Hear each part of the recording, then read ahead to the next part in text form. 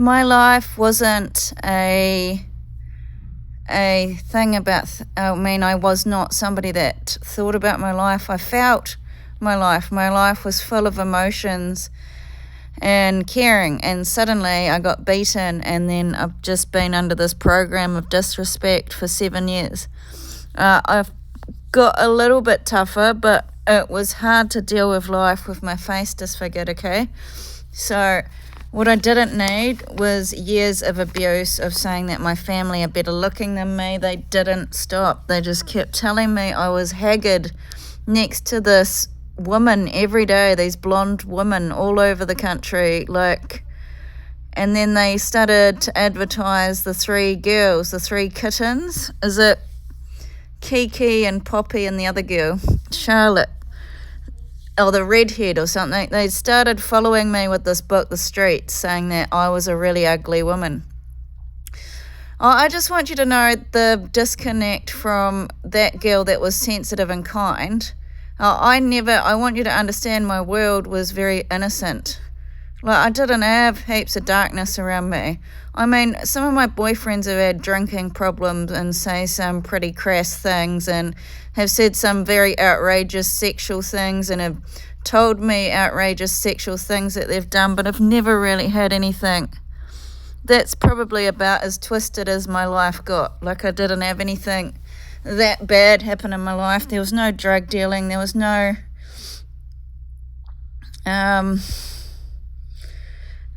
I just had a lot of family life and a lot of student stuff going on. I was always going out and going to different courses or going to meet different people. The time I got stolen, I'd gone to my family, and I'm realizing now I've been human trafficked, sexual trafficked for a longer time than I knew. And the girl that really witnessed me being raped wrote me a letter that I was raped, and she's been removed from my life, and I needed her in my corner, because part of the thing is, and you look at the laws, that this is where corruption seeped in, because I tried very hard to get witness support with her, and she was scared to be involved. But she ended up writing a letter saying she did witness that there was rape videos, and she thought that it was going to go away. And so I've wanted witness support because I want to go to work, and I can't go to work with all this oppression of them constantly using me to brainwash the masses and not letting me have freedom of expression in the culture, and not letting me have freedom of privacy in my bedrooms, not letting me, fine, okay, you made my face ugly. The positive way forward is to accept that my face got ruined and try and find solutions to make myself feel happy and feel at peace. And yet any solutions that they've given me, the mongrel mob and these guys producing stars, have made my life insanely unbearable. They make it so I cannot get a job by making the professional direction in my life is not worthy of going in that direction because I'm not good looking enough. And I'm saying that's all that I had left of my life was my education and the way that it's just I identify with that as a direction of where I wanted to go in my life. I didn't actually, say in my past, the guys that I hung around, if you ask Sam and Ruben or Tony or Amy or Sarah, who else did I hang around in Auckland? Janak. I actually never went to work, or I never hung around them and said, my life's about education. I'm about being better than you. I want to have a higher education. No, I was not like that at all. It's just my private life. I like to think about things and read things and study. It's just who I was. At the moment, I've got lead poisoning in my head, and it's actually putting a lot of pressure in the inside of my brain, and it's hard because I know I'm persecuted, but I've also lost my mind to have the respect of being an educated person, because I feel like every cultural group that I like to be part of, I got really erased from it, from groups of boys following me, and then they took my bank account. So when I was hanging around church, I fully was followed all around all the churches, and they were sort of slandering me as a prostitute.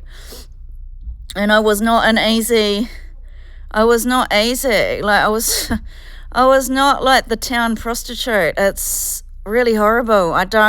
And in the past, it's making it. It's like the cops did that and took my life and treated me like I was a mutt, and I wasn't. And I never was an unattractive person. I did have a time where I felt really weird looking because I had freckles and I had like my face shape was different than my family, and I felt weird.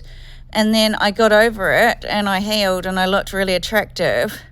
It's not like it's like they kind of make me look like I was really ugly all these years, and just really tortured me over that. And I just, at the moment, I'm helpless and alone and betrayed.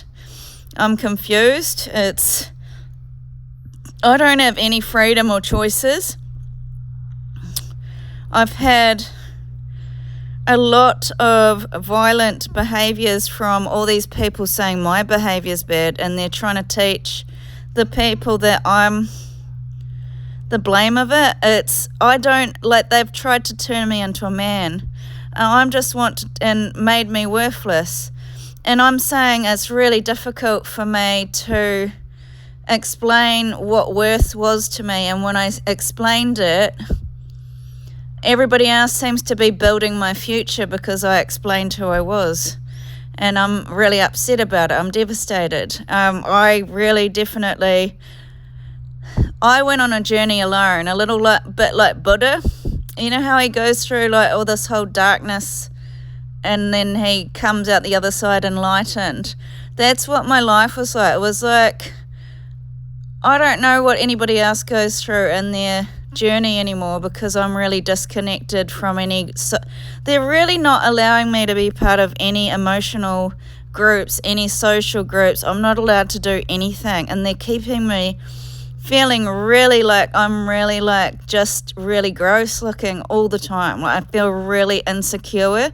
And it's really difficult for me to have this loss, because I spent years and years building esteem. And for me, it was like a muscle. It was not like I just woke up and was like, felt pretty or felt confident. I had to kind of like start to find out what made me individual than other people. And I just started like going to talk to different people, and I was out walking all the time and being with different people. Especially like I really believe if you've gone through a lot, having a dog really helps people. Like it just helps you get back out with different people. It helps you talk to people without being too intense, because you just want to talk about something about your day. Like you just like, oh, you know, God, it's been such a crazy load of weather, or it's just so many birds in the sky at the moment. Instead of just getting right into your own personal life, you just go and talk to people without really getting involved, you know, like too deeply with your own problems, which kind of takes you out of being like making that your whole life story. It's just at the moment, it's like they've been making me look crazy.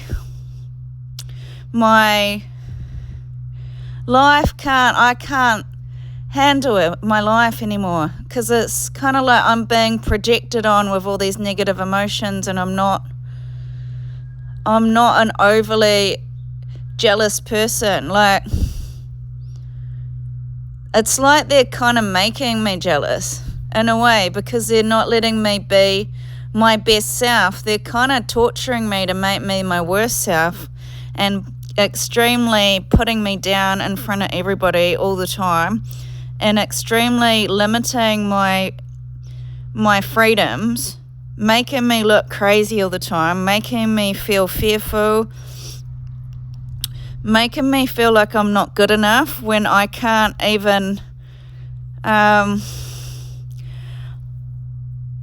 I'm a reliant person on people that know me, and it's really difficult for me to open up about my vulnerabilities unless I really knew the people. So right now I'm like really missing my uncle and my auntie, because they're the people I would go to right now if I was upset, and they've really killed all the relationships, and they've basically made me lose being desired sexually by violently attacking my face and all of my body parts in the public.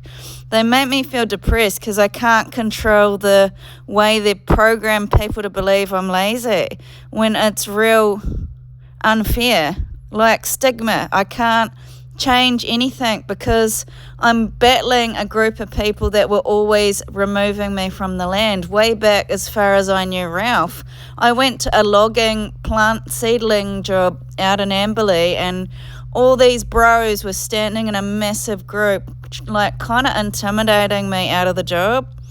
And so I left because you just know that I wasn't welcome there. And then it's like I feel shame and embarrassment, and I feel like it's really not my fault that this happened to me, but I'm carrying all the wounds of these people not wanting me to be happy, and all their wounds of them blocking and separating me from an education, and I've lost touch with all the parts of me that healed. It's like they've really erased all of my healing, and really it was a massive bounty on my life. They really wanted to kill me and cut all the soul ties, so they've really destroyed that by making me a massive disrespected dog and trashed. It's like 2 years ago I looked pretty good for a survivor of violence. I looked pretty good. Like, I mean, I'm not saying I was like really hot. I looked pretty good for somebody that survived, and I looked like I could have a really happy young life. Like I was just, getting my things back, and it's like they're trying to make out I'm mentally ill, but I'm not. It's I can't handle it anymore. It's just I think I'm not brave, but it's like sometimes you don't really get a choice because people just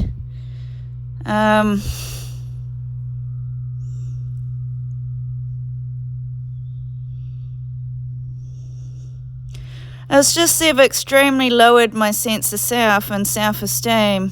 And I think it's my nature to find somebody to mirror back to me, like that they see me and that they can see that my life got ruined. And that would actually make me feel better if somebody could say, I can see you. I know that it hurts. I know that you didn't deserve it. I know that you shouldn't have had all these terrible things happen to you. I know that you've been a good person. But I don't have that. I just have constant cameras on me, constant toxic competitive nature upon me. I've had constant men trying to take credit for things that I've worked on in my life. Like I've done nothing wrong to be framed as somebody cold-hearted. I've never been. My life was completely the opposite. My life was having a cup of teas and catching up with people. Ever since I was a kid, it was a ritual thing of my mother. Like, she would drag me around as a child going to visit people on Saturday afternoons to go and sit and have a cup of teas with people. And I didn't have tea back then, but it's a part of my life. I've always had people to have a conversation with, and it's really difficult for me. And I've just learnt, like, some people I can't get too deep with, and some people want to get deeper because we've got a soul tie or we've got some sort of kinship together. So it's just easier to get along with some people, and it's very difficult for me because it's like to defend that you were somebody different in your past against a massive human fence that you are very ugly and you are worthless compared to these hot girls and I'm a wannabe. It's just kind of like, but there are some kind of signs that I had a normal life and I was attractive and I was quite, people really liked me. And I had different little flirtatious, things going on all the time in my life, and I liked it like that. I didn't want to get involved with everybody. It's just funny. Life's funny if you can have a guy to flirt with, but you never really want to go there. You're just kind of doing it, to pass the time. And it's every part of my life that made me happy's just been really erased. And it's they've left me emotionally scarred, physically scarred. My health, just because I'm just going to say it's going to cause me physical fucking disability for the rest of my life. What they've done to me is saying I've got no justice. They've just public suppressed me and denied me the right to anyone to help me. They don't even give me hospitalization. It was just death. Giving me losing a baby without my permission. It's giving me an abortion and giving me problems with my bladder, and I've got leaves coming out my backside and intestines and gallstones, and nobody tells me. And he's made me unwanted after making me really violently ruined in health and just destroying my mind. And they've really erased the culture that I really worked, my own culture of being together. And I've had years and years of neglect and violence and abuse. And no, they still won't give me humanitarian rights. They're still abusing me. And if you were a superstar all over Australia and Christchurch, why did they bring me back here? Why would you bring me back here if you don't? So you're just holding me as a dog. You don't want me to have my own face, my own rights to speak up about my own humanity. I've had nothing but isolation for years and an inability to develop social skills because of this toilet video and the sexual violence and the humiliation. I look like a dog next to this ex. And you keep making me feel alone and different, and I wasn't. These are scars you're forced upon me and the public because you are hiding a lot of violent crimes and criminal behaviour. I shouldn't have all this emotional abuse, all this doubt in reality. I was not that gross in my past. I used to kind of get a little bit what is it? I used to sometimes if I hadn't had enough, if I had gut problems, kind of like my mum gets diverculitis, sometimes I would get a bit of a bad thing of my hair and bad thyroid issues. So sometimes I wouldn't look really glowing, but when I started to do all my health stuff, I look really, really glowing all the time. I don't know, it's like they've got me wetting the bed. I've never wet the bed. I don't know what that's about. I'm being blamed. I'm being constantly left alone as I face domestic violence, and you're saying it's a temper tantrum, and I've never been like that in my life. It's from constant harassing me. They had a van and they cut all the brakes and I almost got killed in this accident, and they've used these van footages like I'm a nutcase in it. But it's I'm the one being alone and abused, but you keep making me victimised, and I'm always seem like an arsehole because I want comfort. And it's well, grow up and be an adult. And it's but I've been around women my whole life. Why are you guarding every human in the whole world that could connect to me? Why would you do that to somebody? It's gone on for years. I've never had issues in my whole life connecting to absolutely anybody.